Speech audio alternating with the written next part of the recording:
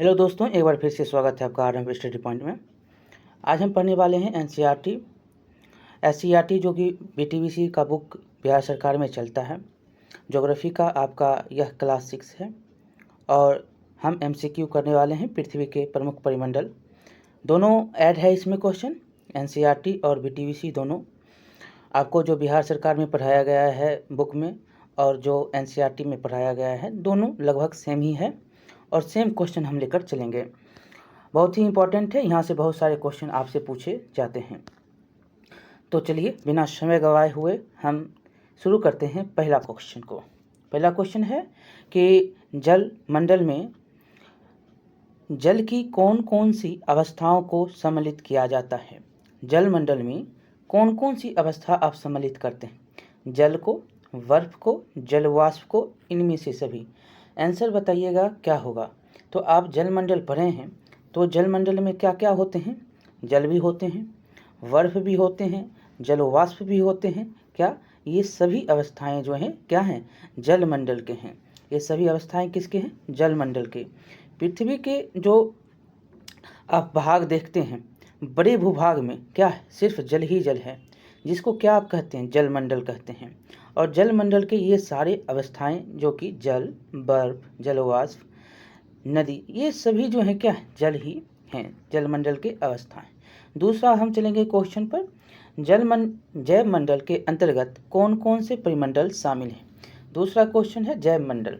आपने जैव मंडल के बारे में पढ़ा है कि जैव मंडल में वो सारे आते हैं जो हमारे लिए क्या है? जरूरी है, जैसे स्थल मंडल, जल मंडल, वायुमंडल, ये सभी किसके अंग हैं? जैव मंडल के। देखेंगे यहाँ पर ऑप्शन भी है, स्थल मंडल, जैव मंडल, जल मंडल, वायुमंडल और जल मंडल, वायुमंडल।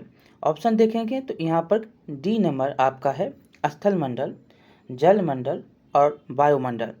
किसको कहते हैं? ये तीनों, मतलब पृथ्वी का वह सीमित क्षेत्र जहाँ पर तीनों मंडल एक दूसरे के संपर्क में आते हैं, जैव मंडल कहलाता है। और इसी में जो है जीवन है। क्या है? इसी मंडल में जीवन है। यही जो है परिमंडल में सभी प्रकार के जीव पाए जाते हैं। हम भी हैं, आप भी हैं, सब जो है इसी मंडल में हैं। पृथ्वी के ये तीनों परिमंडल आपस में क्या करता है? पारस्परिक क्रिया करता है।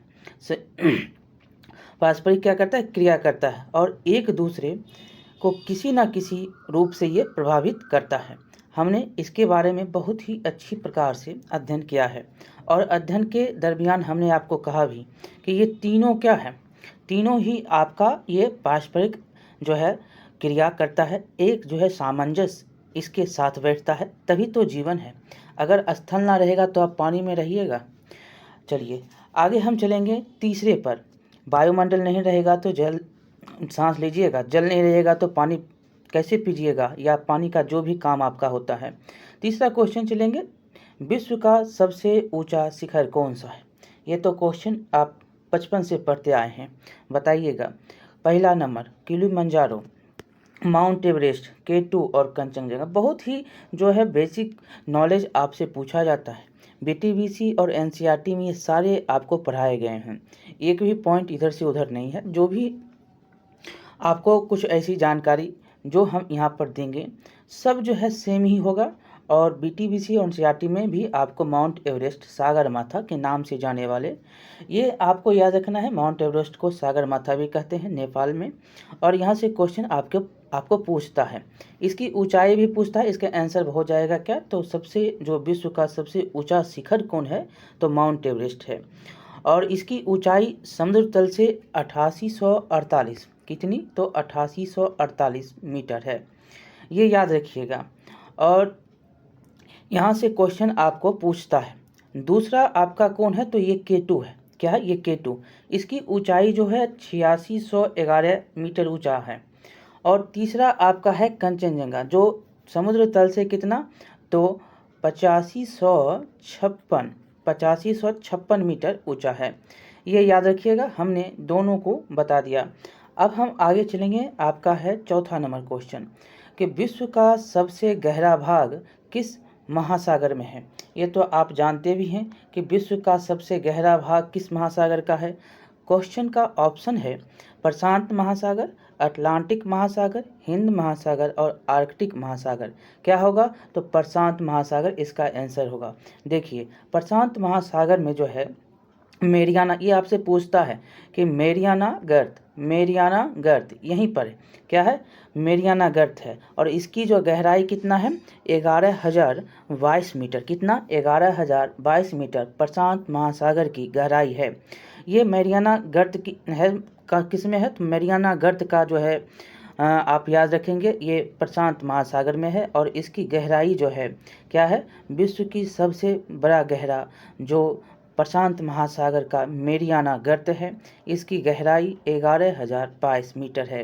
बस इतना ही याद रखना है। 11,022 मीटर भी पूछ लेता है और आपको मेरियाना गर्त भी पूछ लेता है कि मेरियाना गर्त किस महासागर में है। तो क्या होगा? ये प्रशांत महासागर होगा। और सबसे गहरा भाग कहेगा महासागर में स्थित है तो प्रशांत महासागर में स्थित है। किस नाम से जाना जाता है? मेरियाना गर्त के नाम से जाना जाता है। 5वें नंबर क्वेश्चन पर चलेंगे, जो कि है आपका कि पृथ्वी के महाद्वीपों का आकार के अनुसार सही क्रम कौन सा है? बताइएगा कि पृथ्वी के जो हैं महाद्वीपों का आकार जो है, आप आकार के अनुसार महाद्वीपों का सही क्रम बताइएगा। पहला ऑप्शन आपका है एशिया, अफ्रीका, यूरोप, उत्तरी अमेरिका, दक्षिणी अमेरिका। ये तो आप बता सकते हैं ये गलत है।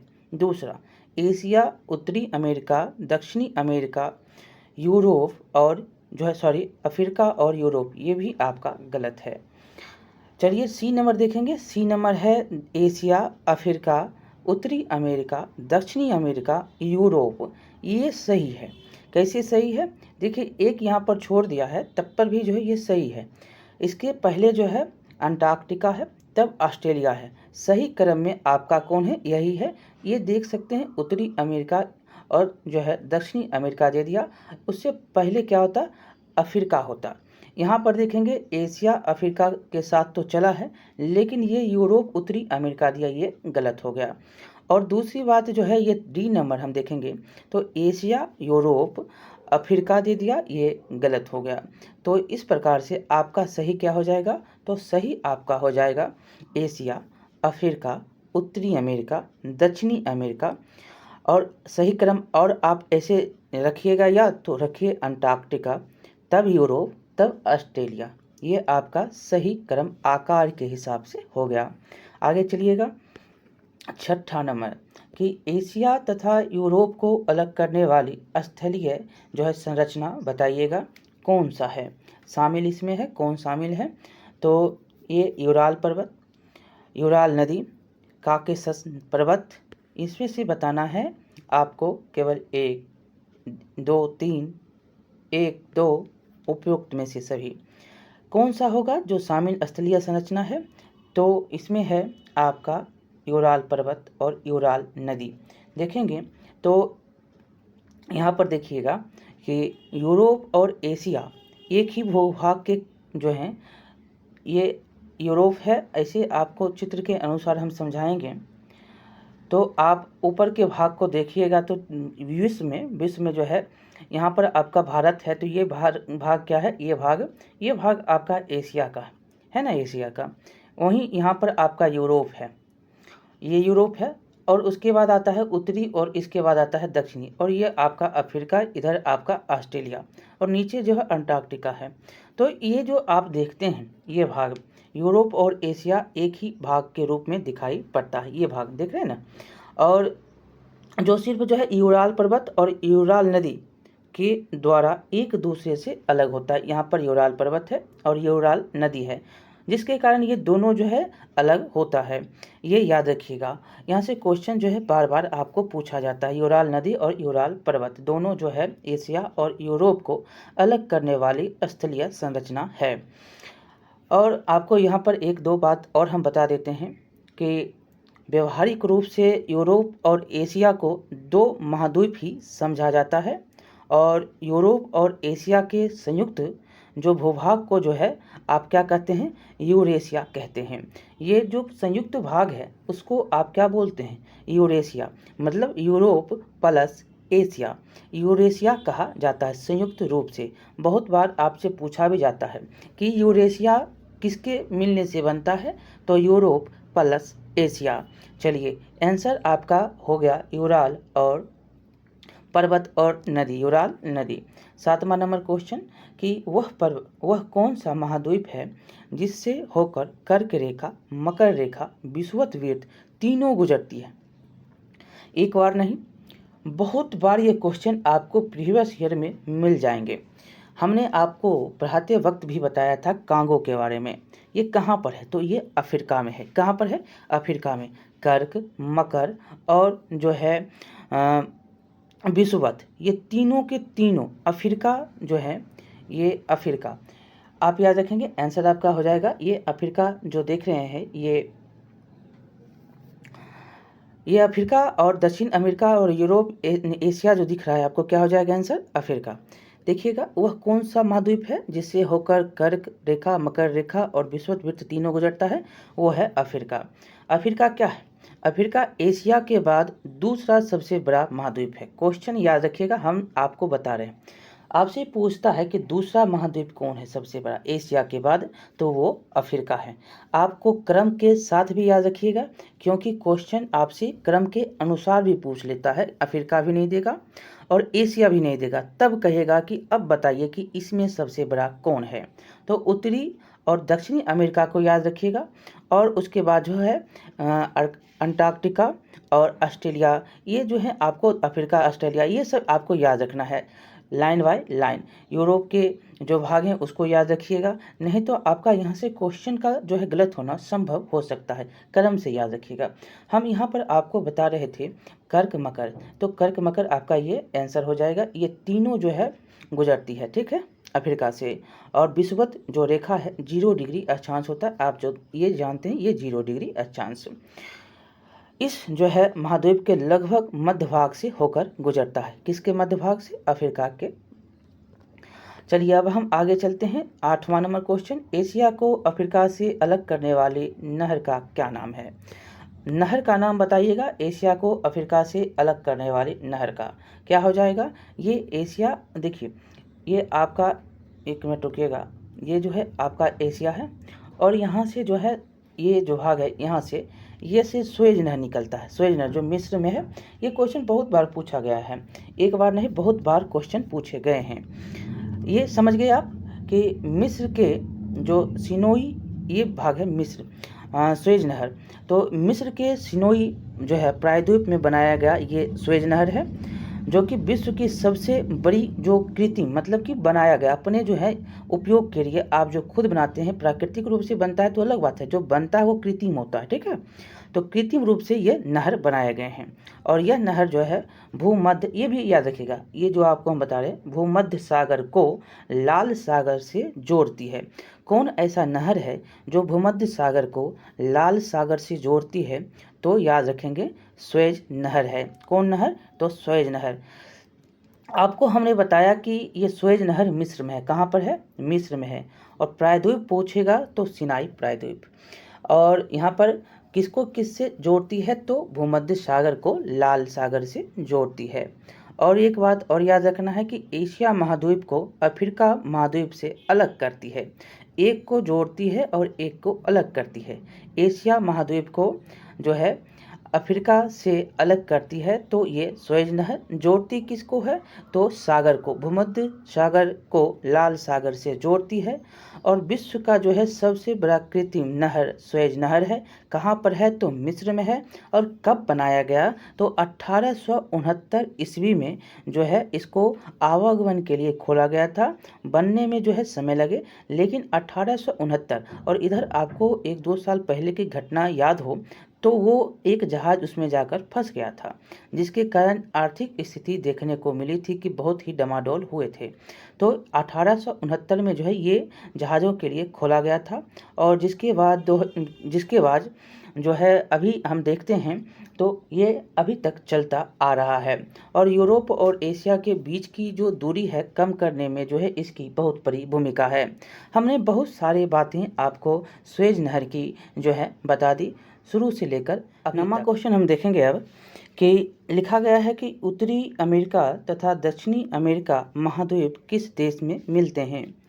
ऑप्शन है आपका पनामा, कोस्टारिका और निराकागुआ और होंडुरास। होंडुरास है ये, तो होंडुरास। तो आपका आंसर क्या हो जाएगा? तो आपका आंसर हो जाएगा यह पनामा। क्या होगा? पनामा। देखिए, उत्तरी अमेरिका और दक्षिणी अमेरिका महाद्वीप पनामा देश के पूर्वी सीमा, ये जो भाग देखेंगे हम, यहाँ पर उत्तरी देखेंगे और यहाँ पर नीचे में दक्षिणी है।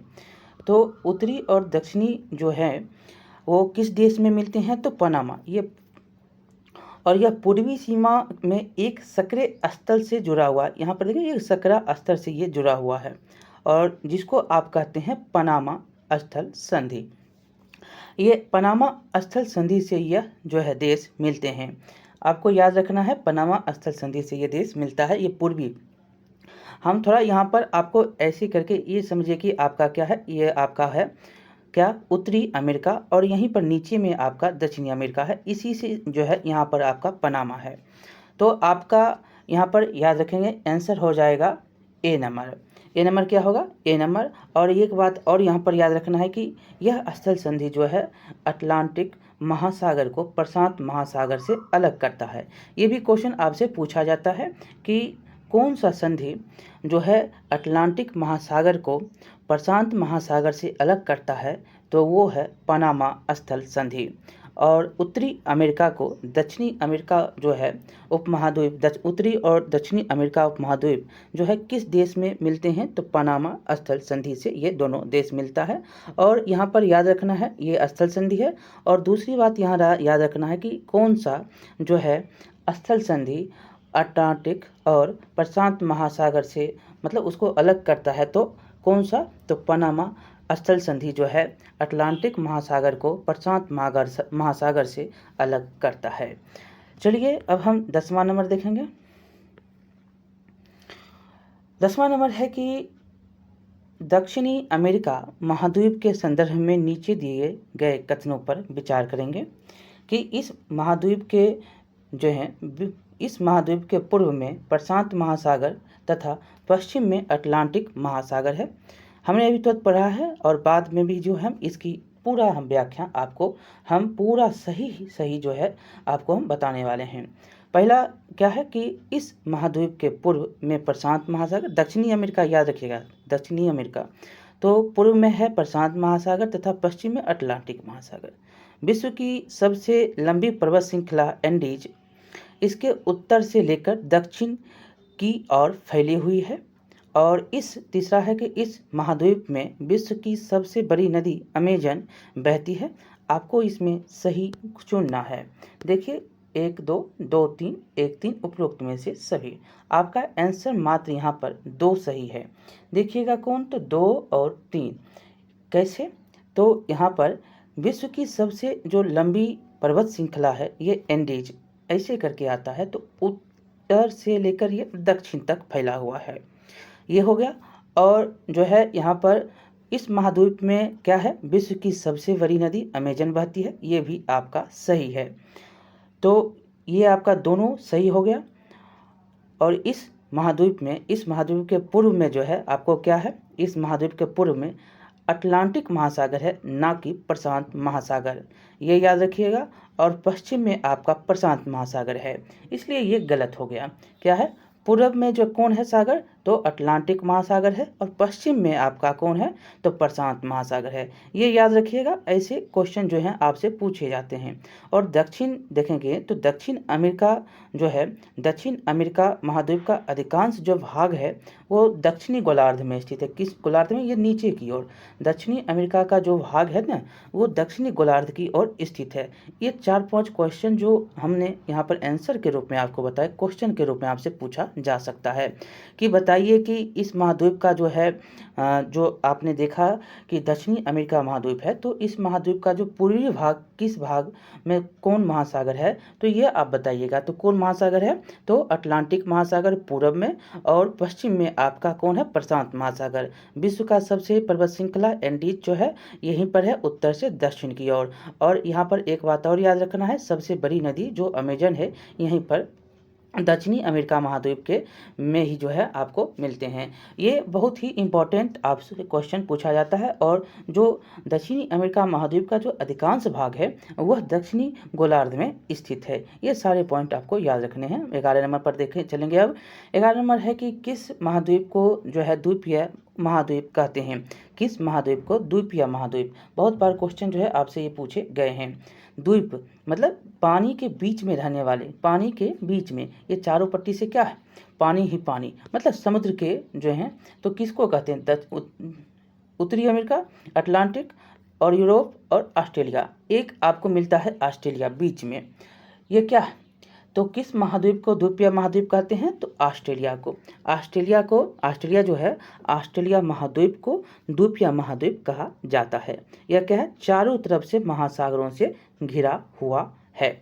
और ऑस्ट्रेलिया जो है क्या है, सबसे विश्व में सबसे छोटा महाद्वीप है, जो कहाँ पर है, तो जो पूरी तरह से आपको दक्षिणी गोलार्ध में स्थित है। दक्षिणी गोलार्ध में पूरी तरह ऑस्ट्रेलिया समुद्र से चारों तरफ घिरा हुआ। और यह क्या है, तो ऑस्ट्रेलिया जो है महाद्वीप को आप क्या कहते हैं, तो द्वीपीय महाद्वीप भी कहते हैं। तो ये आंसर क्या हो जाएगा, ऑस्ट्रेलिया। चलिए अब हम 12वें नंबर पर चलेंगे। 12वां नंबर है कि अंटार्कटिका जो है महाद्वीप के संदर्भ में नीचे दिए गए आप कथन पर जो है विचार करेंगे। कौन कथन सत्य है, इसको देखेंगे।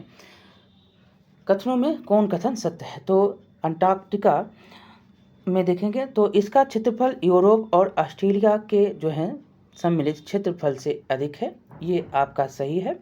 दूसरा, दक्षिणी ध्रुव इस जो है महाद्वीप के पूर्वी किनारे पर स्थित है। ये पूर्व किनारा इधर देख रहे हैं ना, ये पूर्व किनारा, ये आप सोचिएगा तो मैप पर नज़र डालिएगा तो आपको सही और गलत का एहसास होने लगेगा। तीसरा देखेंगे, जहाँ किसी भी प्रकार का अस्थायी मानव निवास नहीं करता, ये भी सही है। देखिए 1 मिनट में हम आपको बताते हैं कि ये जो क्षेत्र है, इस क्षेत्रफल का जो इसका जो क्षेत्रफल है, जो अंटार्कटिका का क्षेत्रफल है, यह यूरोप और ऑस्ट्रेलिया से के जो है सम्मिलित क्षेत्रफल से क्या है, अधिक है। ये बहुत ही जो है आपका सही पॉइंट है। दूसरा आप यहाँ पर सही है आपका कि यहाँ पर मानव निवास नहीं करता। क्या है, मानव निवास नहीं करता, ये भी सही है।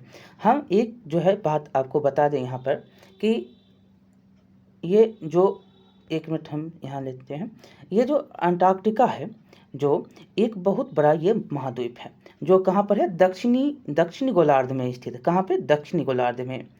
और यह जो है दक्षिणी कहाँ पे, दक्षिणी गोलार्ध में। और दक्षिणी ध्रुव इस महाद्वीप के मध्य में स्थित है। ये सब सारे पॉइंट आपको इसलिए बता रहे हैं, क्वेश्चन पूछा जा सकता है। यहाँ पर देखिएगा, एक विद्यार्थी हमसे बोल रहे थे सर घसीएगा नहीं, तो घसीएगा नहीं तो थोड़ा समय इधर किधर बताएंगे, तो इधर आप देखिएगा, इधर ये पॉइंट में। तो ये जो भाग है इधर वाला, नीचे वाला भाग, ये है आपका अंटार्कटिका जो है ये आपका महाद्वीप है, ठीक है। जो क्या है, तो दक्षिणी ध्रुव जो है, ये दक्षिणी नीचे वाला होता है, दक्षिणी ऐसे करके चलते हैं, तो ये दक्षिणी ध्रुव जो है इस महाद्वीप में स्थित है। और यहाँ पर दक्षिणी ध्रुव में जो है, क्योंकि आपको यहाँ पर जो है यह दक्षिणी ध्रुव में स्थित है, इसलिए जो है ये कहाँ पर, यहाँ पर मोटा मोटा बर्फ की परत जमा रहता है। ये दक्षिणी ध्रुव पर जहाँ रहेगा तो क्या होगा, बर्फ जमेगा ही। तो ये यहाँ पर बहुत मोटा बर्फ जमा रहता है। यह दक्षिणी ध्रुव पर स्थित है, बर्फ जमा रहता है। और यह क्या है, बहुत बड़ा महाद्वीप भी है, एक बहुत बड़ा महाद्वीप भी है। अंटार्कटिका जो है महाद्वीप बहुत ही बड़ा है। और यह आपका जो है यहाँ पर याद रखेंगे कि बहुत से देशों के जो है शोध केंद्र यहाँ पर स्थित है। क्या है, यहाँ पर जो है शोध केंद्र स्थित है। भारत का भी शोध केंद्र है, आप नाम बता सकते हैं, मैत्री है और गंगोत्री है। क्या है, दक्षिणी गंगोत्री। मैत्री और दक्षिणी गंगोत्री आपको अंटार्कटिका पर भारत के शोध केंद्र मिलते हैं। बहुत बार क्वेश्चन जो है यहाँ से पूछे गए हैं। कहाँ पर स्थित है, तो मध्य में जो है दक्षिणी ध्रुव इस महाद्वीप के मध्य में स्थित है। क्या है, दक्षिणी ध्रुव इस महाद्वीप के मध्य में स्थित है। और जो है यह दक्षिणी गोलार्ध में स्थित है। कहाँ, दक्षिणी गोलार्ध में स्थित है। और यह बहुत बड़ा महाद्वीप भी है। और यह जो है ध्रुव में स्थित होने के कारण यह मोटी बर्फ से मोटी बर्फ़ के परतों से जो है यह ढका रहता है। और यहाँ पर बहुत सारे देशों का शोध केंद्र भी है, जो कि भारत का शोध केंद्र का नाम बताइएगा तो मैत्री और दक्षिणी गंगोत्री। अब हम जो है 13 नंबर क्वेश्चन देखेंगे। 13 नंबर क्वेश्चन आपका है कि आकार के आधार पर महासागरों का सही क्रम कौन सा है? कौन सा है? पहला है प्रशांत महासागर, हिंद महासागर, अटलांटिक महासागर, दक्षिण महासागर और आर्कटिक महासागर। क्रम बताइएगा सही कौन सा होगा, सबसे बड़ा से छोटा चलिएगा। पहला क्या हो जाएगा? तो पहला यहाँ पर आपका होगा प्रशांत महासागर, सबके पास है प्रशांत महासागर, देख रहे हैं। दूसरा देखेंगे तो दूसरा आपका होगा अटलांटिक महासागर। देखिए आपका 3 नंबर कहाँ पर है? तो 3 में है। और जो है दूसरा हो जाएगा हिंद महासागर, ये देख सकते हैं यहाँ तक दोनों में है। और आपका हो जाएगा कौन? तो ये 2 हो गया। और पांचवा जो देख रहे हैं आर्कटिक महासागर, ये आपका हो जाएगा उसके बाद। और अंतिम में आपका दक्षिण महासागर हो जाएगा। ये क्रम जो है आपका सही है। तो कौन सा क्रम सही? तो प्रशांत महासागर, उसके बाद क्या हो जाएगा? अटलांटिक, तब हिंद, तब आर्कटिक, तब दक्षिण। ये आपका सही क्रम हो गया। महासागर किसे कहते हैं? तो विशाल जलाशयों जो महाद्वीपों के द्वारा एक दूसरे से अलग हैं, महासागर कहलाते हैं। ये आपको पता होगा। और हमने यहाँ पर देखा कि कौन से कौन मतलब जो ज़्यादा है, तो हमने ये भी देखा। और एक बात और हम आपको यहाँ पर बता दें कि अंटार्कटिका के चारों ओर प्रशांत, अटलांटिक, हिंद महासागर के विस्तार क्षेत्र को आप कहते हैं दक्षिण महासागर। ये समझ गए? दक्षिण महासागर किसको कहते हैं? तो प्रशांत, जो अंटार्कटिका है उसके चारों ओर प्रशांत, अटलांटिक, हिंद महासागर के ये विस्तार जो हैं उसी को दक्षिण महासागर कहते हैं। नीचे की ओर जो आपको यहाँ पर मिलता है ये दक्षिण महासागर है। आगे हम 14 नंबर पर चलेंगे। 14 नंबर है नीचे दिए गए कथन किस महासागर से संबंधित है? पहला है आपका कि यह महासागर पृथ्वी के 1/3 भाग पर फैला है। बहुत बड़ा जो है आपसे ये क्वेश्चन बहुत बार पूछा गया है।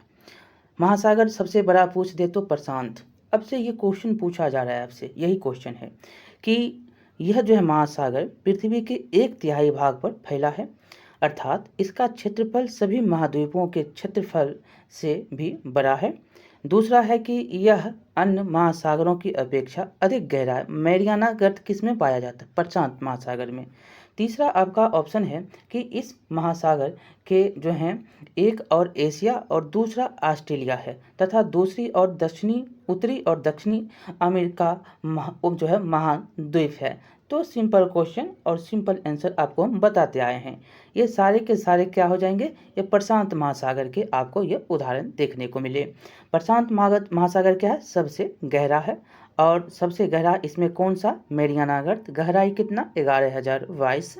और जो है यहाँ पर जो भी क्वेश्चन में दिखाया गया कि इस महासागर के एक और जो है एशिया और ऑस्ट्रेलिया महाद्वीप, दूसरी और जो है आपको उत्तरी और दक्षिणी अमेरिका महाद्वीप, और यहाँ पर अन्य जो है यहाँ पर अन्य महासागर के अपेक्षा यह गहरा है, हमने बता दिया। और यह जो है क्षेत्रफल के भी दृष्टिकोण से इसका जो है क्षेत्रफल भी जो है महाद्वीपों जो भी महाद्वीप हैं उससे इसका बहुत बड़ा है। तो 1/3 क्षेत्रफल जो है पृथ्वी पर फैला हुआ ये महासागर प्रशांत महासागर है। अगला नंबर 15 नंबर क्वेश्चन देखेंगे कि नीचे दिए गए कथन एवं कारणों पर विचार कीजिए। कथन आपका है कि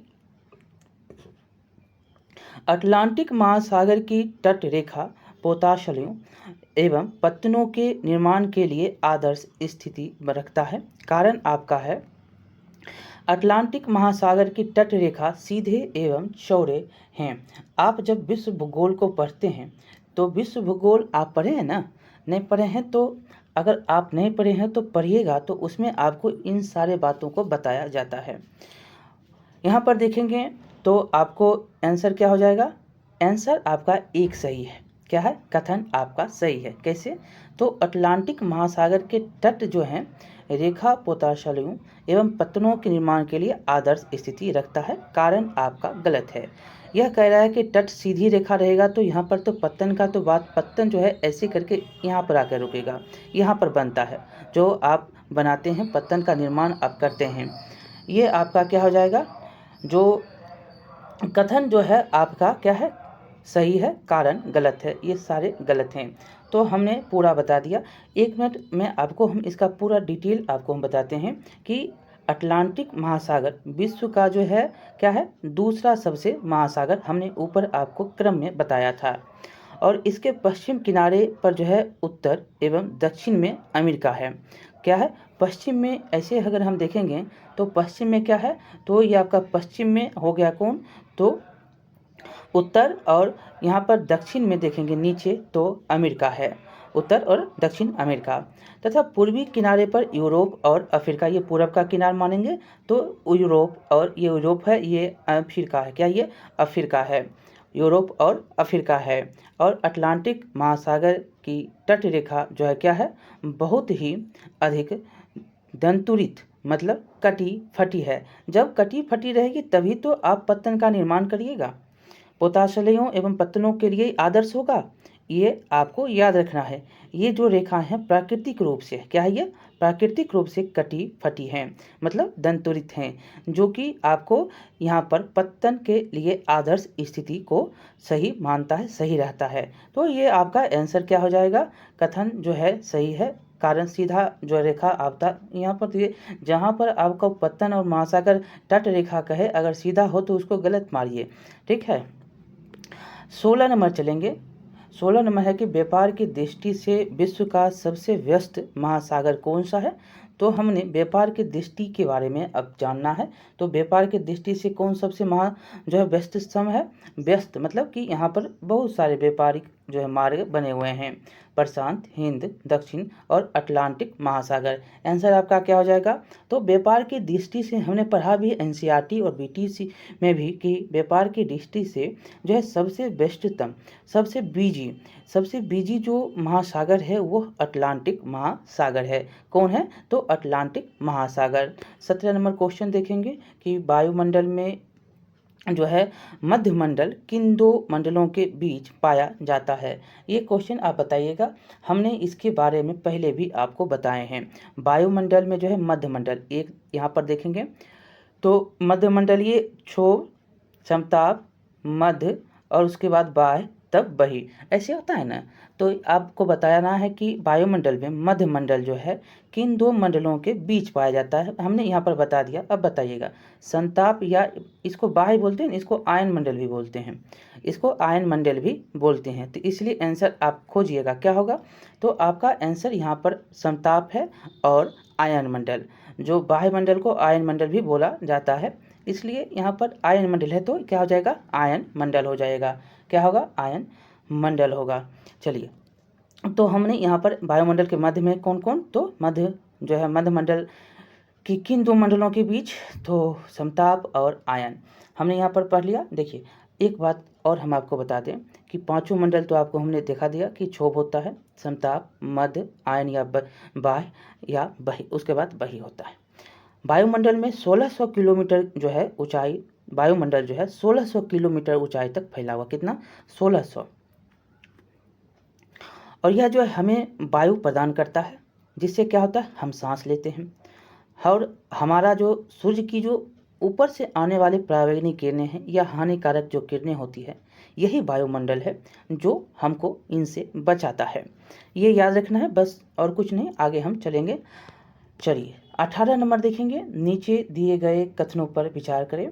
पहला है कि वायुमंडल में उपस्थित नाइट्रोजन गैस सभी प्रकार के जीवधारियों की वृद्धि में सहायक होती है। बहुत ही जो है क्वेश्चन बार बार यह पूछा जाने वाला है। दूसरा कि कार्बन डाइऑक्साइड जो होती है गैस, पेड़ पौधों की वृद्धि में सहायक होती है। आप बताइएगा आंसर क्या हो जाएगा। दोनों को आपको बताना है, केवल एक सही बताना है, दो, एक दो इनमें से कोई नहीं। तो आंसर क्या हो जाएगा, तो आपका नाइट्रोजन तो जानते ही ना कि वृद्धि के लिए होता है, आपको पूछता भी यही है कि वृद्धि के लिए कौन सा गैस, तो नाइट्रोजन। और पेड़ पौधों की वृद्धि के लिए जो सहायक होता है वो कौन होता है, कार्बन डाइऑक्साइड।